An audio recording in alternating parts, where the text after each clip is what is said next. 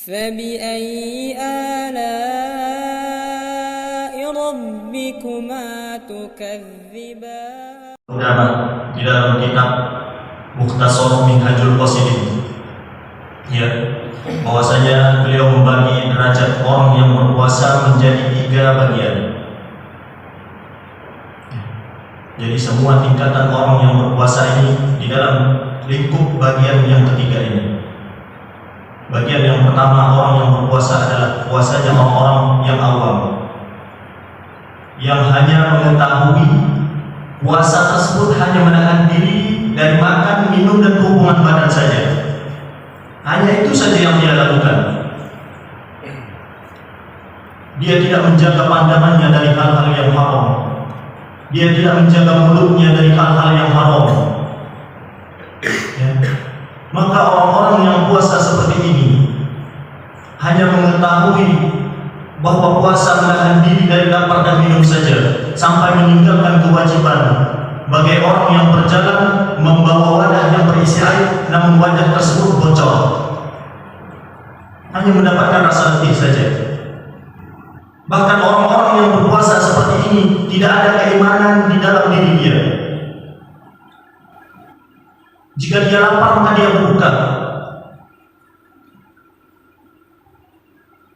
Maka di istilah sekarang itu ada istilah mukil, menolak kelaparan. Ya, warteg-warteg penuh di siang hari. Jagalah keimanan kita di bulan Ramadan ini. Jangan sampai kita hanya berada di tingkatan pertama ini. Kemudian tingkatan kedua, yaitu puasa orang-orang khusus. Seseorang yang berpuasa menahan diri dari lapar dan minum, kemudian dia menahan dirinya dari perbuatan-perbuatan dosa. Maka orang-orang seperti ini, orang-orang yang mendapatkan keberuntungan di dalam puasanya. Dia menjaga matanya dari melihat hal-hal yang haram. Dia menjaga mulutnya dari membicarakan orang lain. Dia menjaga dirinya dari perbuatan-perbuatan dosa.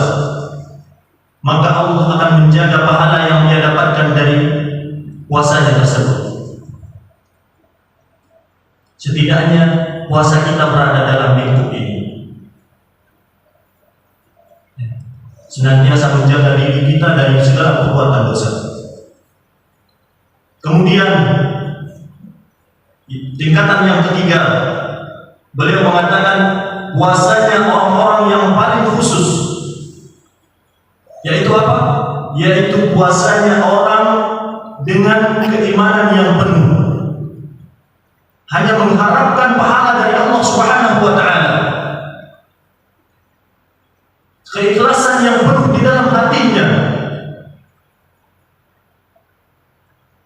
Ini merupakan derajat puasa yang susah untuk kita masuk ke dalamnya, karena ini berhubungan dengan hati.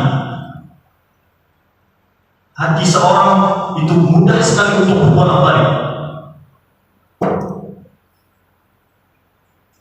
Man shoma Ramadhana imanan wa ihtisaban ghufira lahu ma taqaddama min dhanbi.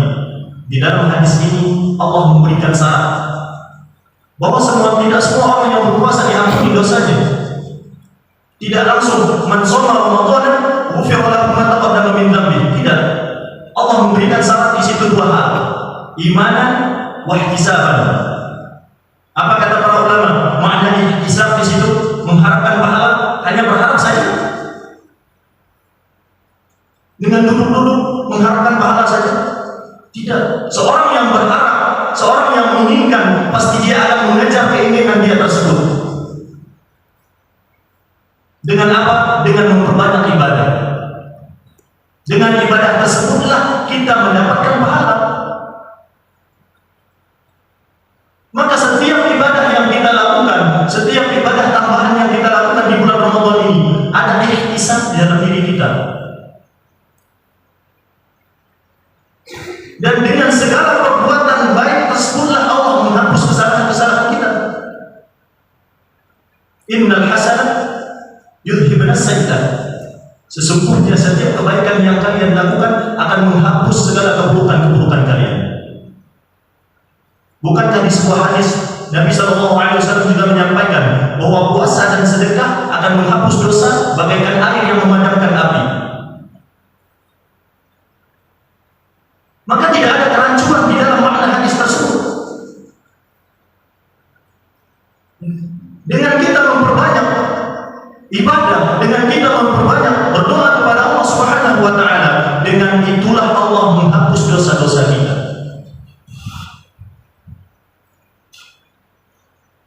Maka memohonlah kepada Allah Subhanahu wa taala di hari-hari terakhir ini. Ketahuilah, di hari-hari ini Ramadan sudah berkemas-kemas. Kalau orang-orang yang melakukan safar, misalnya 5 hari sebelum kepergian, فبأي آلاء ربكما تكذبان